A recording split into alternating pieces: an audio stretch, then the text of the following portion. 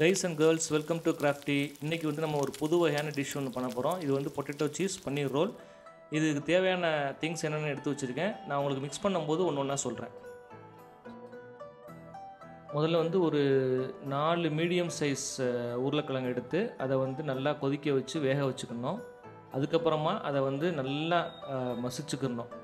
இந்த அளவுக்கு இதை விட இன்னும் அதிகமான நேரம் வந்து அதுக்கு கொஞ்சம் மெனக்கிட்டு மசிச்சுங்க. ஏன்னா அப்போ தான் வந்து நம்ம பன்னீர் மேலே வந்து ஸ்டிக் பண்ணும்போது அது வந்து பர்ஃபெக்டாக வந்து உங்களுக்கு சேரும்.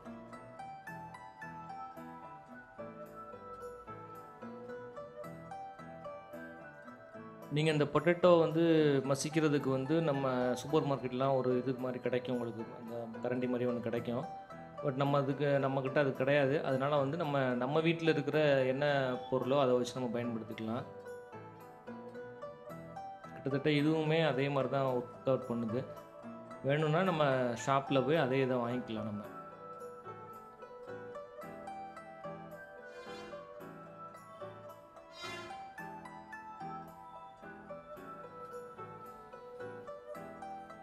எப்போவுமே உருளைக்கிழங்கு பார்த்தீங்கன்னாக்கா முடிஞ்ச வரைக்கும் ரொம்ப நல்லாவே நீங்கள் வேக வச்சுருங்க. அப்படி இல்லைனாக்கா உங்களுக்கு என்ன ஆகுன்னா ஒரு சில பார்ட் நல்லா வந்துருக்கும், ஒரு சில பார்ட் வந்து மசியாது, கொஞ்சம் ஹார்டாக இருக்கும், ஒரு சின்ன சின்ன பீஸாக கிடக்கிற மாதிரி ஒரு ஃபீல் இருக்கும்.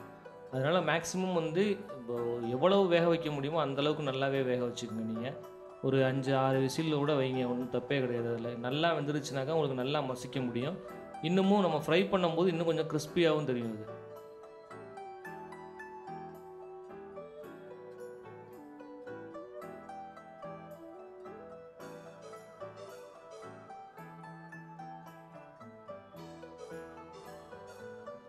அதுக்கப்புறம் வந்து கார்ன்ஃப்ளாக் மாவு எடுத்துக்கோங்க. அது வந்து ஒரு 4 டீஸ்பூன் சேருங்க. ஒரு நார்மல் சைஸ் டீஸ்பூன் தான், அது வந்து பெருசும் கிடையாது சின்னதும் கிடையாது, ஒரு மீடியமான நார்மல் டீஸ்பூன். அதில் வந்து ஒரு 4 சேர்த்துக்குங்க. மிளகாப்பொடி பார்த்தீங்கன்னாக்கா 1 டீஸ்பூன் போதுமானது எனக்கு தெரிஞ்சு. அப்புறம் பார்த்தீங்கன்னாக்கா இந்த ஜீரகப்பொடி இது வந்து பார்த்தீங்கன்னாக்கா ஒரு 1/2 டீஸ்பூன் சேர்த்துக்குங்க. அப்புறம் பெப்பர் ஒரு 1/2 டீஸ்பூன் சேர்த்துக்குங்க. அப்புறமா சாட் மசாலா ஒரு 1/2 டீஸ்பூன் சேர்த்துக்குங்க. நெக்ஸ்ட்டு வந்து சால்ட் ஒரு டீஸ்பூன் சேர்த்துக்குங்க. அது வந்து உங்களுக்கு லைட்டாக கொஞ்சம் கூட இருக்க மாதிரி பார்த்துக்குங்க. ஏன்னா நம்ம சீஸ் ஏற்கனவே இருக்கும், அதுவும் கொஞ்சம் சால்ட்டியாக தான் இருக்கும். ஆனாலும் வந்து நம்ம உருளைக்கிழங்கோட சேர்க்கும் போது பார்த்தீங்கன்னாக்கா கொஞ்சம் கம்மியாக தர பார்க்கும். அதனால் வந்து 1 டீஸ்பூன் உங்கள் டேஸ்ட் நீங்கள் ஜஸ்ட்டு டேஸ்ட் பண்ணி பார்த்தீங்கன்னாக்கா கொஞ்சம் லைட்டாக கூட இருக்க மாதிரி இருந்துச்சுனாக்கா உங்களுக்கு ஃப்ரை ஆகும்போது கரெக்டாக இருக்கும். சீஸ் வந்து பார்த்தீங்கன்னாக்கா இந்த மாதிரி வந்து சாண்ட்விச்சுக்குனே ஒரு சீஸ் விற்கும், இந்த மாதிரி ஸ்கொயராக இருக்கும். இது வந்து சாண்ட்விச்சில் நம்ம யூஸ் பண்ணுவோம். அந்த சீஸ் எடுத்துக்கங்க. இல்லை நீங்கள் சீஸ் வந்து துருவியும் நீங்கள் சேர்த்துக்கலாம். அந்த பொட்டேட்டோ அந்த மசாலாலாம் மிக்ஸ் பண்ணும்போதே நீங்கள் சேர்த்துக்கலாம். அது ஒரு வேறு டேஸ்ட்டில் இருக்கும், இது வேறு டேஸ்ட்டில் இருக்கும். இந்த சீஸ் பார்த்தீங்கன்னாக்கா உங்களுக்கு வந்து தனி லேயராகவே இருக்கும் உங்களுக்கு.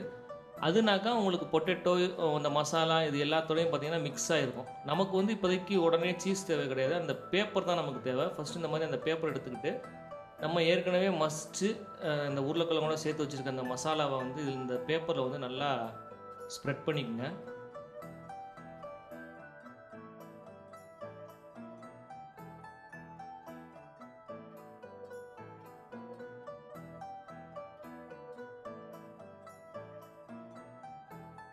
இந்த மாதிரி ஸ்ப்ரெட் பண்ணதுக்கப்புறம் பார்த்தீங்கன்னாக்கா இந்த சீஸை வந்து சென்டராக எடுத்து வச்சுங்க. ஒரு ஓரமாக வைக்கிறத விட நம்ம வந்து கொஞ்சம் சென்டராக அப்படி வச்சுக்கிட்டோம்னாக்கா ரோல் பண்ணும்போது ஸ்டிக் பண்ணுறது கரெக்டாக இருக்கும் அந்த எட்ஜஸ்ஸை.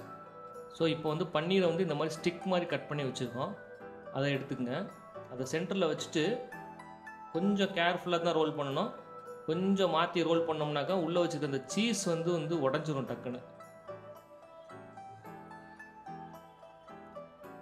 சீஸ் வந்து உடையாத அளவுக்கு கொஞ்சம் கேர்ஃபுல்லாக பிடிச்சிட்டு இந்த மாதிரி உருளைக்கிழங்கு அந்த மேலே உள்ள லேயரோடு வச்சு நம்ம ஸ்டிக் பண்ணிடணும். உடனே பேப்பரை எடுத்துட வேணாம், அந்த பேப்பரோடையே பிடிச்சிக்கங்க. ஏன்னா நம்ம வந்து அந்த டாப் அண்ட் பாட்டத்தை வந்து க்ளோஸ் பண்ணணும். ஸோ இப்போவே பார்த்தீங்கன்னா உங்களுக்கு தெரியும், அதாவது 2 லேயர் இருக்குது. மேலே வந்து உருளைக்கிழங்கு மசாலா லேயர் இருக்குது, அதுக்கடுத்து ஒரு சீஸ் லேயர் இருக்குது. ஸோ இந்த பேப்பரோட வச்சு இப்படி ஹோல்டு பண்ணிக்கிட்டு இந்த டாப் சைடை வந்து நம்ம முதல்ல வந்து க்ளோஸ் பண்ணுவோம்.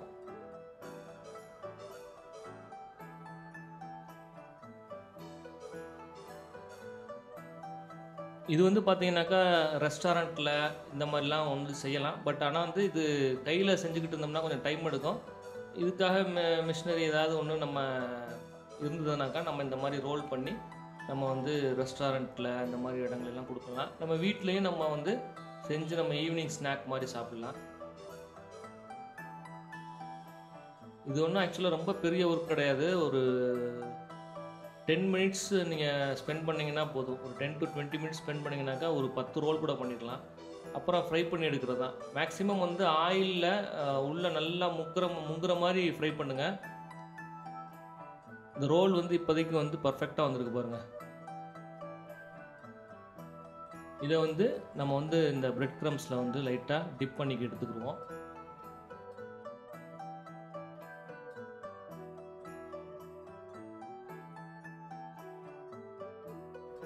இப்போ வந்து ஒரு பேனில் நம்ம ஆயில் வந்து ஏற்கனவே வச்சு ஹீட் பண்ணிட்டோம். ஹீட் ஆனதுக்கப்புறமா நீங்கள் வந்து இந்த ரோலை வந்து உள்ளே போடுங்க.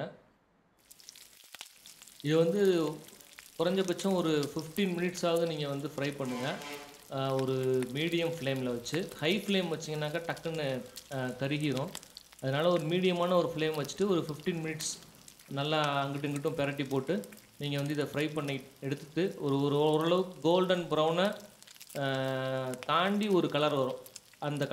அந்த கலர் வர்ற வரைக்கும் நீங்கள் ஃப்ரை பண்ணிவிட்டு எடுத்திங்கனாக்கா உள்ளேலாம் உங்களுக்கு வந்து பர்ஃபெக்டாக இருக்கும். இது வந்து கோல்டன் ப்ரௌன் வந்துருச்சு. ஆனாலுமே இன்னும் கொஞ்சம் நேரம் அதை ஃப்ரை பண்ணிங்கன்னா தான் அந்த சீஸை தாண்டி கொஞ்சம் உள்ளே ஹீட் போகும். உங்களுக்கு அந்த மேலே இருக்க உருளைக்கிழங்கு லேயரும் நல்லாவே உங்களுக்கு குக் ஆகிருக்கும். பொட்டேட்டோ சீஸ் பன்னீர் ரோல் கண்டிப்பாக உங்களுக்கு பிடிச்சிருக்குன்னு நினைக்கிறேன். உங்களுக்கு உண்மையிலே இந்த டிஷ் பிடிச்சிருந்ததுனாக்கா இந்த வீடியோக்கு ஒரு லைக்கை போடுங்க. அப்படியே மறக்காமல் நம்ம சேனல் சப்ஸ்கிரைப் பண்ணிடுங்க. கூடவே இருக்கிற அந்த பெல் ஐக்கனை கிளிக் பண்ணிக்கங்க. அது போக இந்த டிஷ்ஷை வந்து நீங்கள் வீட்டில் செஞ்சு பாருங்கள். உங்களுடைய குழந்தைகளுக்கும் வீட்டில் வயசானவங்க இருந்தாங்கன்னா அவங்களும் கொடுங்க. ஏன்னா இது வந்து கிறிஸ்பியாகவும் சாஃப்டாக தான் இருக்கும். கண்டிப்பாக இது வந்து செஞ்சு பார்த்துட்டு நீங்கள் உங்களுக்கு எப்படி வந்ததுன்னு சொல்லி நம்மளோட கமெண்ட் செக்ஷனில் சொல்லுங்கள். அதுபோக உங்களுடைய ஃப்ரெண்ட்ஸுக்கு வந்து இதை ஷேர் பண்ணி விடுங்க. கண்டிப்பாக அவங்களும் செஞ்சு பார்ப்பாங்க. செஞ்சு பார்த்துட்டு உங்கள்கிட்ட அது எப்படி வந்திருக்குன்னு சொல்லிவிட்டு உங்கள்கிட்டையும் சொல்லுவாங்க. தேங்க்யூ ஃபார் வாட்சிங்.